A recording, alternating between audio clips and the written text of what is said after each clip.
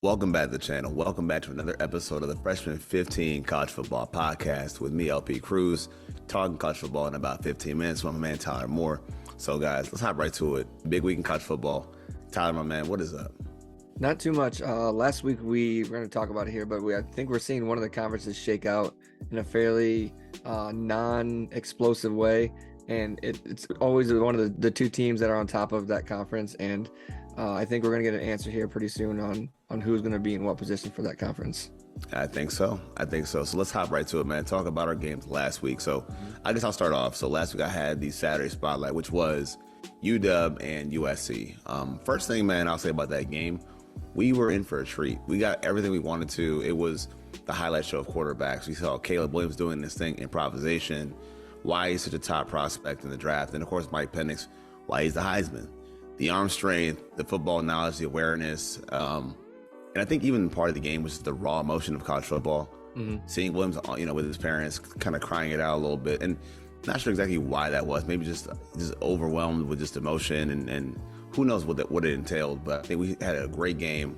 Hard to lose that game for USC. Also a great game for UW to win. But if anything about this game, quarterbacks aside, the flash, the flair, it was concerns about the UW defense now for me. Yeah, it's taken a turn the past couple weeks. There's cracks in the armor, man. And I think it starts back to the game against Oregon a little bit. They got kind of flexed. And Oregon's a good offense, but it started to become kind of the competition as well as catching up to them a little bit. Whether it's teams like, Arizona State a little bit, whether it's teams kind of like Stanford getting big plays off on you. And it's happening more so in the secondary than it was supposed to based on what they had. And I think that's kind of what I'm saying, because cracks in the defense. I mean, ultimately, I don't think the win will move the needle for them because I guess USC, because, you see USC is kind of down right now as to where they are, but it does kind of make you a little bit cautious as to what to expect. And then, of course, the fallout we have with USC is the firing of Grinch right before the holiday season. So, it's like, how do you categorize the USC defense under Grinch? Stink, stank, stunk. But anyway, man, just your thoughts on that game, because I know you had a lot to say about USC and UW. Yeah, but it's something we've seen from Lincoln Riley everywhere he goes. It seems like he doesn't care about defense. It's all about the offense. And we've seen it, and it was a good shootout, the Pac-12 showdown. It's one of those games that people had no matter what happened during the season. Like the beginning of the season, you had this game circled no matter what. And for Michael Penix to show out against what everyone was watching from Caleb Williams too, that just makes it even moves him up into that tier one. Where everyone thinks he's going to be, but his thing is like his injury history. But now you have people saying like, Caleb's dislikable because he's too emotional as a quarterback. He might not be able to hack it at the next level. And then like I've always said about him is he's just a product of the Lincoln Riley system, and I don't trust those quarterbacks in the NFL because none of them have really panned out unless you count Baker Mayfield being on his 5th team in 3 years. And having, I think, a winning season with the Buccaneers right now, but that's the thing with that game. But other than that, it was a good a good shootout, and I think they had over 1,000 yards total offense. So you really can't complain if you love offense. Nah, man, and I guess we walk away with that game more so on the narrative of what it means for the quarterbacks heading forward, which I think that was the intent for college football, right? You wanted the game to be about the quarterbacks because we know where these guys are going come April. Come March and May with the whole draft process. Now, kind of give me your side. You had your spotlight as well. Yes, that was Georgia, Missouri, and if you watch it back, it's kind of funny. So that movie Friday Night Lights, Missouri, they're an undersized team. They look like the Odessa Panthers versus Dallas Carter out there because they stuck with them for 3.5 quarters basically. But Georgia's one of those teams where you give them that extra possession, and they're going to take full advantage of it. And that's exactly what happened. Brady Cook, he turned it over twice. And, that's the nail in the coffin. They were down by 9 points in the 4th quarter. They had a chance to bring it back twice. And he had the one was, it looked like he was going for a screen pass, and he threw it right to the defensive lineman. And then with just over a minute and a half left, they have the ball, and they're getting ready to drive. And he underthrows his receiver, and it's picked off. But other than that, it's like they showed that they can compete with Georgia because it was close all game. Like I said, you give them that extra possession, And that's the down. That's where Georgia is going to take advantage of it. And I haven't really watched too much of Georgia this year, but McConkey, he reminds me of almost like a Wes Welker and Danny Amendola combined. Yeah. It's the white man show out there playing with Carson Beck running around, and Brady Cook for Missouri. He gassed Georgia up in the first half with his legs, and in the second half they put a spy on him, and they kind of limited that offense a little bit more, make him a little more one-dimensional, and that was ultimately the undoing for Missouri. But it ended up being a good game. 30-21 was the final score. So yeah. But now Georgia, they're in sole possession of that of the, I think it's the East, the SEC East now. Yeah. So you can pretty much pencil them in for the title game. Yeah. So actually about that, it's gonna get kind of crazy. Tell you what, let's come back to it because I have a whole thought on this whole process here. And then, so we had our upset picks as well. So I'll let you take the lead on the upset pick last week. Yep. So I actually had LSU beating Alabama, and it was the Jalen Milroe and Jaden Daniels show. And if you can't stop the run, you're not going to beat Alabama. So I think every one of their touchdowns came on the ground. 4 were from Milroe, 2 of them were from the running backs. All of them came on the ground. He plays, we talked about it in one of the very first episodes this year about dynamic backfields, the duo, and we always said that, hey, Alabama has 5 good guys. Well, you're playing Milroe, he's your 6th guy, and LSU never really accounted for him, and he scored 4 touchdowns himself on the ground, like I said, and they were long runs too. But Jaden Daniels was doing his part, and they were going toe to toe with Alabama. Like Alabama would score, they'd fire right back, and then they'd stop them, and they'd go down and score, and then Alabama would fire right back. And then in the beginning of the third quarter, Jaden Daniels, when he took a run up the left side of the field, and Dallas Turner came up and hit him from behind. I'm surprised there wasn't a flag on that play. Now I think it goes into the middle of the fourth quarter. It's still a really close game. And then Dallas Turner has that cheap shot on him, hits him right underneath the chin and knocks him out for the rest of the game.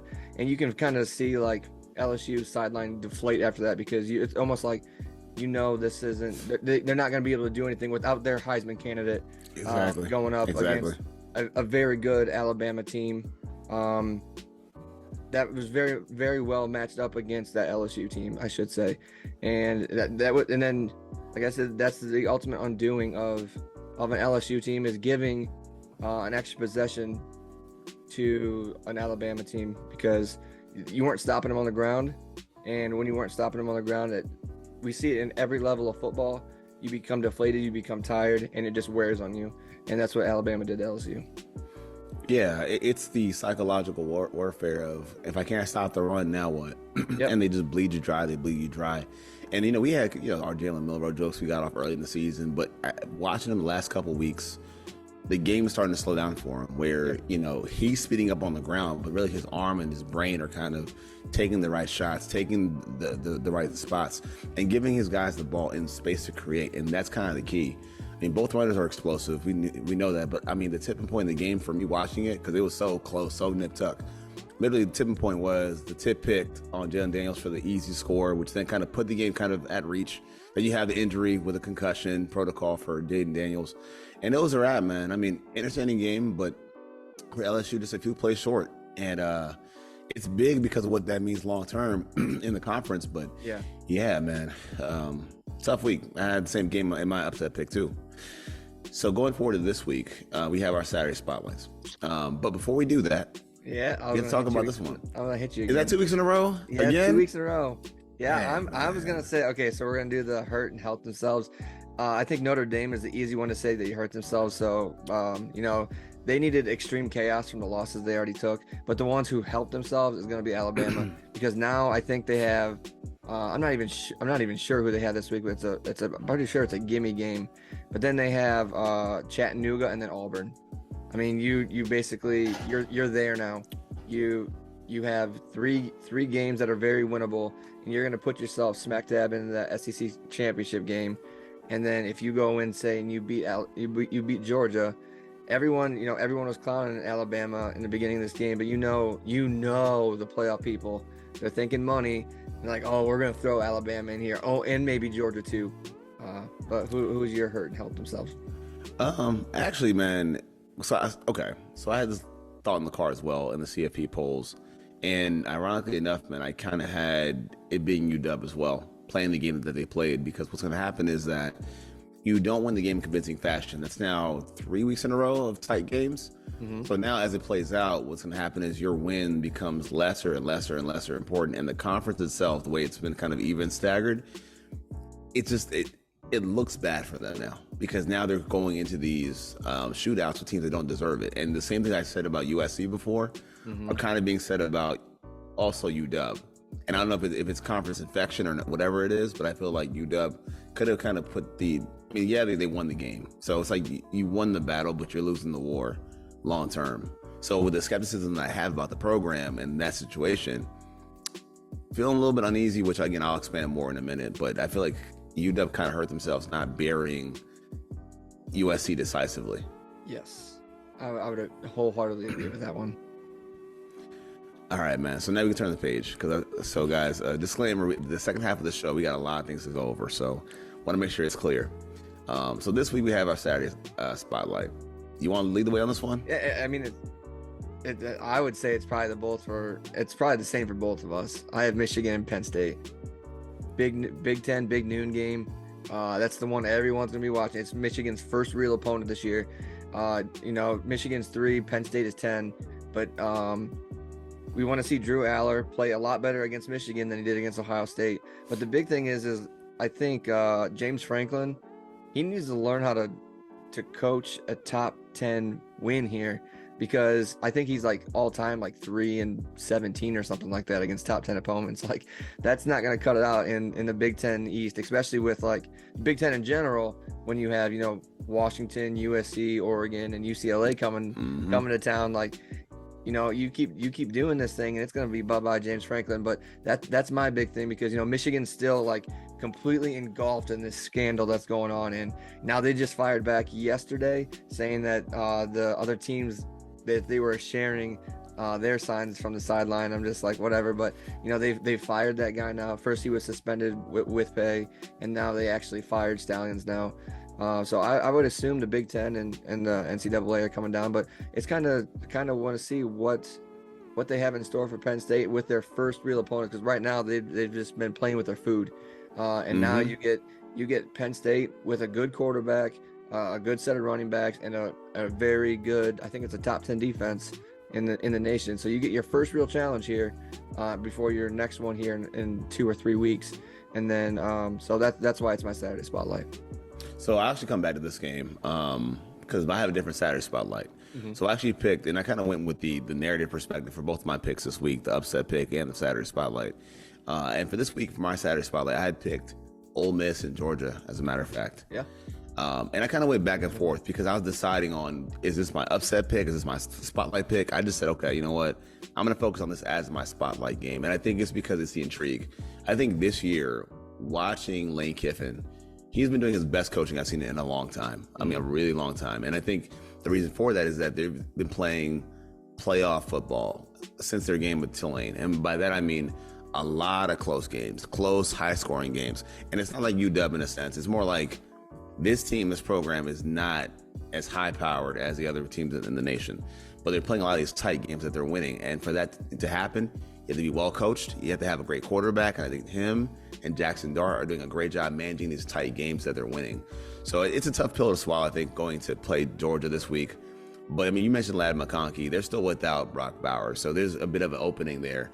And to win this game this week, and again, spotlight game, but to win the game, you need to have your big three.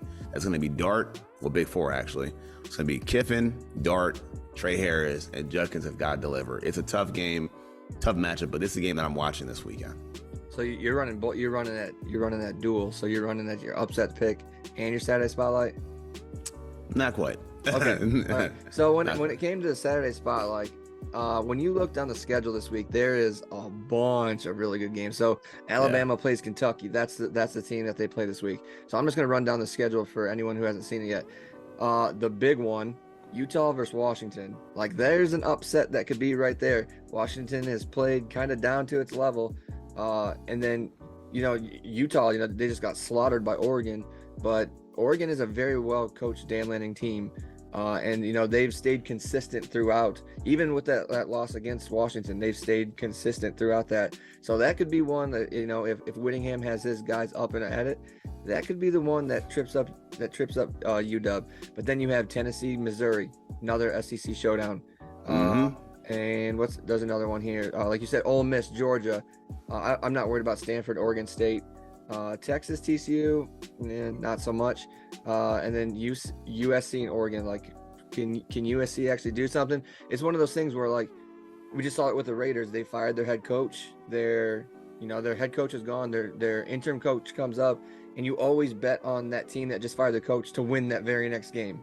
It happens a lot. So now USC, they get rid of their defensive coordinator. I don't even know who they brought in, but, like, hey, maybe they're gonna play for that coach, and they upset Oregon. Like, it's one of those things.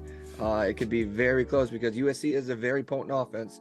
It all just depends on if their defense shows up. But if I'm gonna take that, I think I'm gonna take the Utes over UW.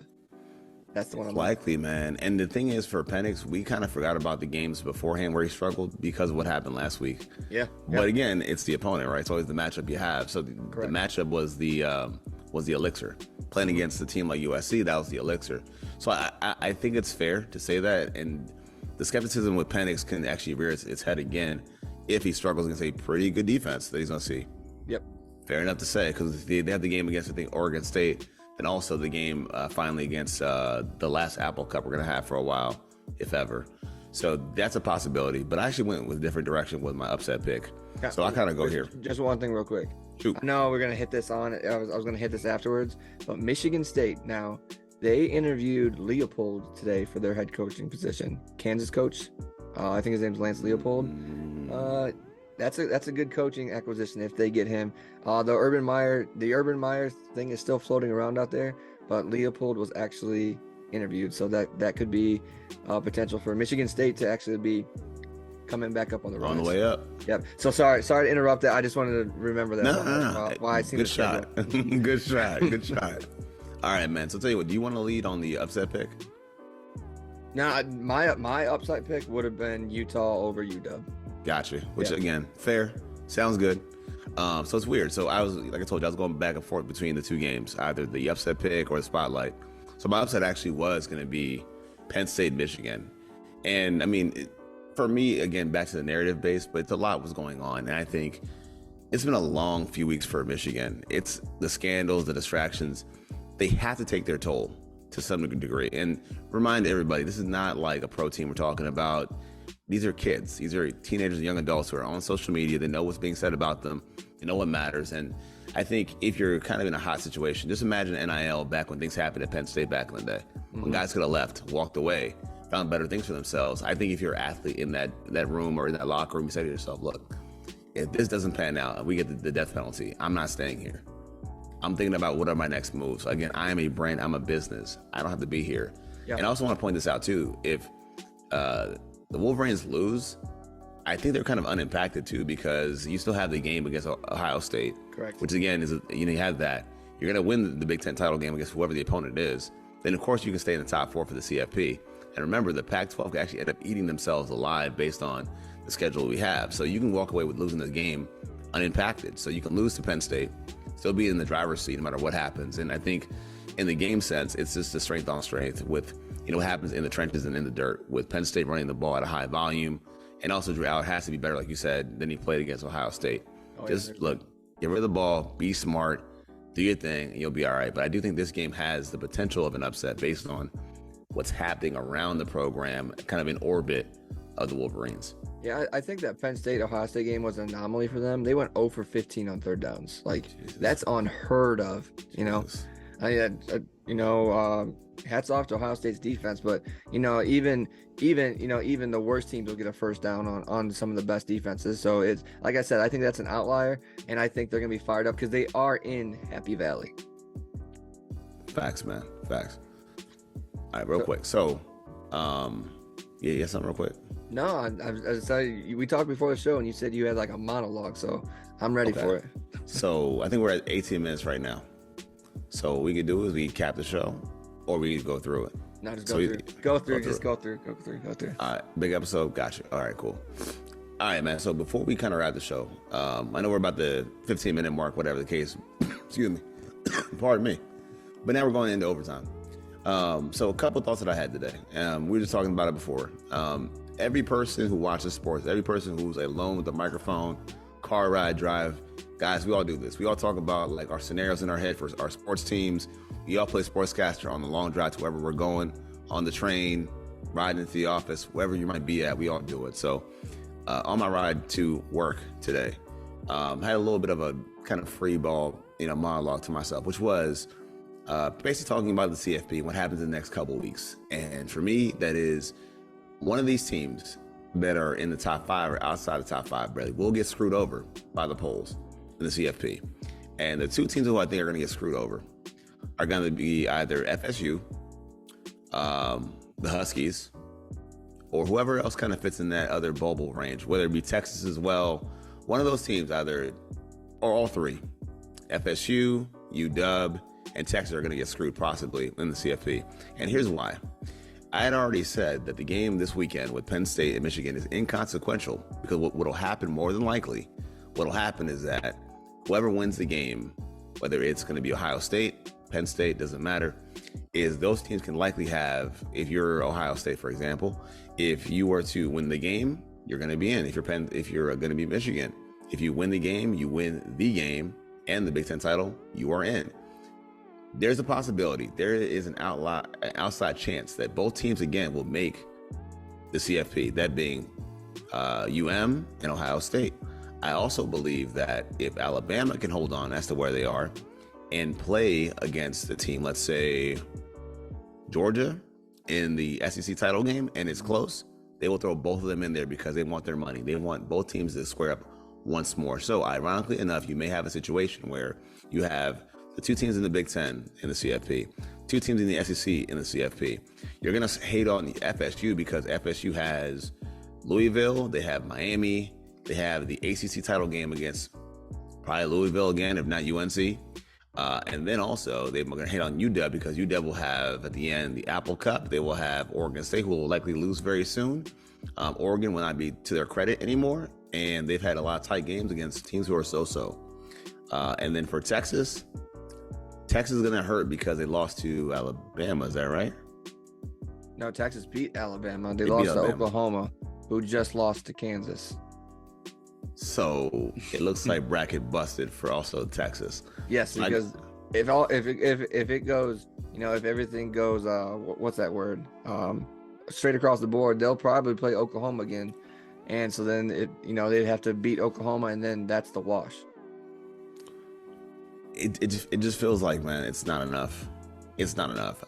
Because if you look at the pretty losses and the quality L's, it was slant in the favor of. Also, bear in mind too, if this team Alabama beats Ole Miss, it's another quality win against a top 10 opponent. Yes. So now Alabama is kind of working their way into that conversation. So basically, the way the path is looking like, it looks like FSU can't do shit about it. It looks like UW is screwed. And Texas, no matter how you want to cut it with Texas, that loss to Oklahoma and then their loss to Kansas and Oklahoma State looks really bad, man. I think when it's all said and done, the smoke is cleared. Those 3 teams, the Huskies, the Longhorns, and the Seminoles, and it's okay they get screwed over, but they're going to get fucked. That's just how I see it. Yeah, so what makes it even harder if UW does make it to the Pac-12 championship and they have to go against Oregon again, and then Oregon beats them, that would, and right now Washington is ranked higher. That would drop them even farther down. And then, like you said, UW would be screwed. You're throwing Oregon up into their spot for them to be possibly the last team into the CFP in that 4. But like you said, I don't think it's gonna happen because, so let's say Penn State sitting at 10 right now. Say they beat Michigan, who's number 3? I think they're number 3 right now. So you move them. What do you move them up to? Because they got a sort of close loss to Ohio State. what do you move them up into? Because I mean, without seeing what's going to happen here, I don't think Penn State goes any further down up than eight or maybe like 8 or 7 at the most. Beating a number 3 team. Let's say they beat them by 2 scores. Let's say Penn State beats Michigan by 2 scores. Do you bump them up into like 6? Because that's where your one-loss team You start. have to beat them by 2 scores. That's where your one-loss team start, right? Is number 6. I don't think they beat them by 2 scores though. Not James Madison, but you start them at like 6. So then you say, hey, and then Penn State wins out, and then let's say, heaven forbid, Michigan beats Ohio State again. Like, what do you, like you said, then those 2 teams might get in there, but it's like you could have those 3 teams in the Big Ten East being like 1, 3, and 6 rolling in, like, because let's say Michigan does win, they would jump up to 1.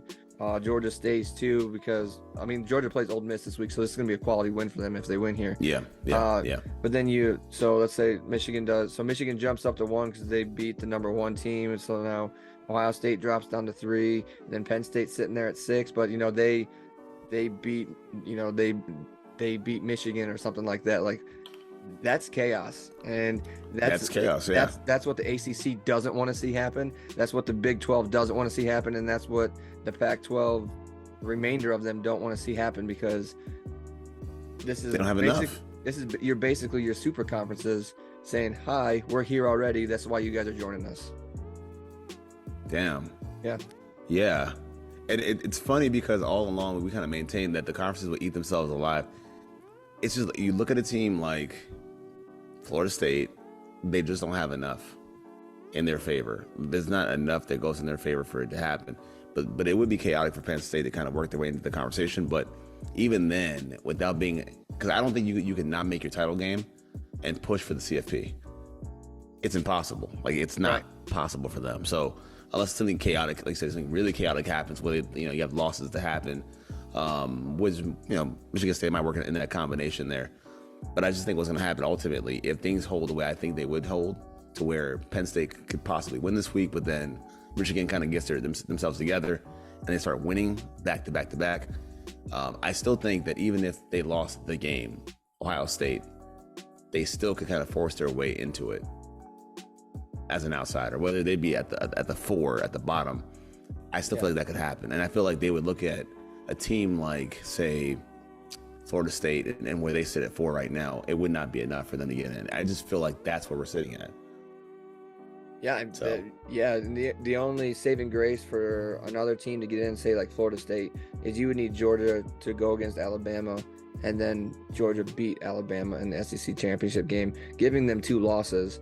Say, hey, we're not going to put a 2-loss SEC team in. You can have 2 Big Ten teams in, the SEC champion, and then we're going to throw in Florida State, because, like you said, we think the Big 12 and then the Pac-12, they're just going to eat them. They're going to eat themselves alive, like we've said from the very beginning of the season that it was going to happen, and it's turning out like that's going to happen. But Florida's saving grace for them to get, Florida State's saving grace for them to get in, is for Georgia to go against Alabama and then wipe the floor with them. Mm-hmm. Yep. Mm-hmm. Otherwise, man, what you're gonna have is as I would call it, conference cannibalism. Yeah. And it's starting to happen in the Big 12, and I'm starting to see it with the Pac-12. We'll see about the Big 10 though. That's the one I'm looking at next. But other than that, man, banger of a show. Yeah, good show. A lot of good games this weekend. We have, I think, another good week of games, and then they do like rival. They all have that down week, like Alabama's playing against Chattanooga before rivalry weekend. But yeah, we have it's here. It's here. Yeah, and just a reminder, the CFP rankings, none of them really matter until the very last one. So there's no reason for people to get worked up about it. Like, it's power rankings, guys. It's like your NFL power rankings. Yeah. Hold tight, it'll come back. But guys, once again, man, if you like the video, like to hear about college football, like, sub, you guys know where to find us at FCQ Flight Crew on Twitter, for Tyler at CryptidGhost2. Other than that, man, thanks for watching, and as always, peace. Peace.